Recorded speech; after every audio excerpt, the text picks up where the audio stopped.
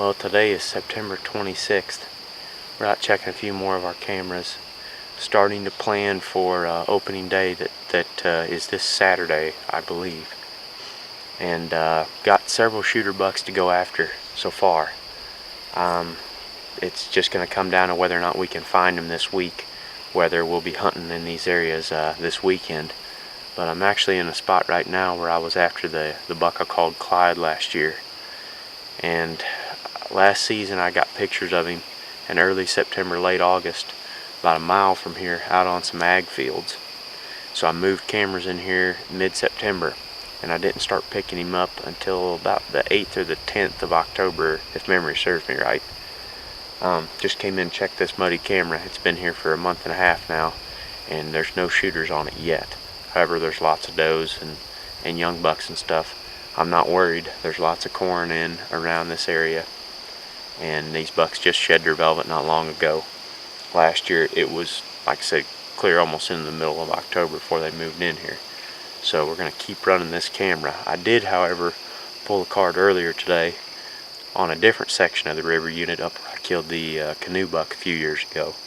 And there was a couple good bucks on there. One really cool deer that looked pretty wide that wraps around, and those bucks are actually living in a cattail swamp, I think.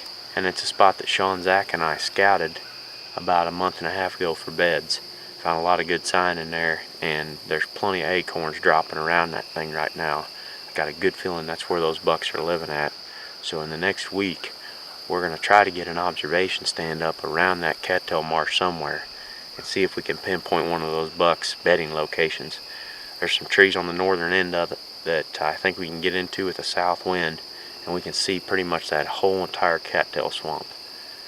If a big one's in there, hopefully we'll get eyes on him and then be able to make a better play at him from there. So that's what's going on so far this week.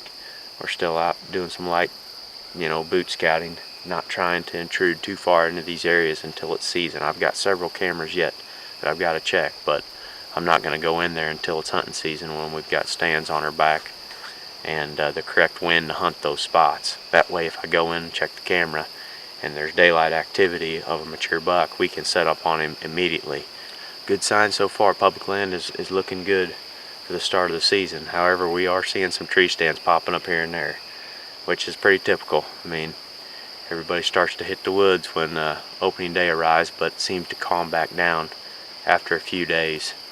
And then the majority of the month of October, the pressure seems to be pretty light. So we'll just play it by ear this year. But the next couple of days, we'll be out observing some bucks and trying to come up with a game plan for opening day.